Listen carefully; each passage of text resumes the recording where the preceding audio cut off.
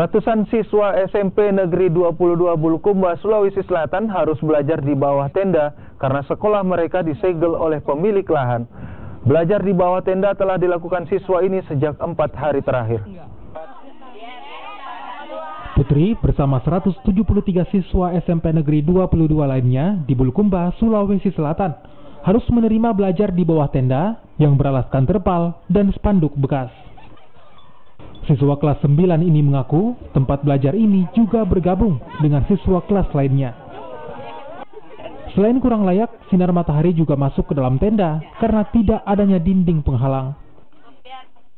Sebelumnya mereka sempat menumpang di ruangan SD Negeri 251 Ganta di Desa Bonto Biraeng.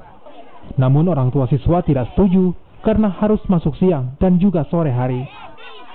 Harapan saya tuh sebagai siswa untuk kembali masuk ke sekolah lagi, kembali belajar seperti biasa. Tidak nyaman belajar di sini? Tidak nyaman? Tidak ya? Sudah berapa bulan sekolahnya di sini?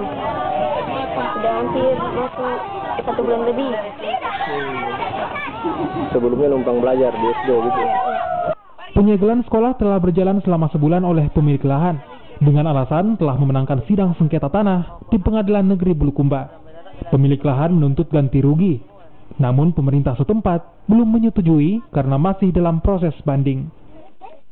Banyak masukan dari orang tua siswa bahwa alangkah bagusnya kalau kita seperti ini, karena pertimbangannya bahwa mengapa dia mendorong pihak sekolah untuk mendirikan tenda, karena dia lebih menerima anaknya untuk sekolah di pagi hari dia mending daripada sore hari.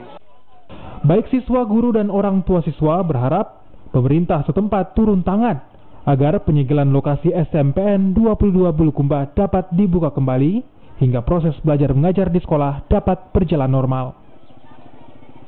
Muhammad Salih, Kompas TV, Bulukumba, Sulawesi Selatan.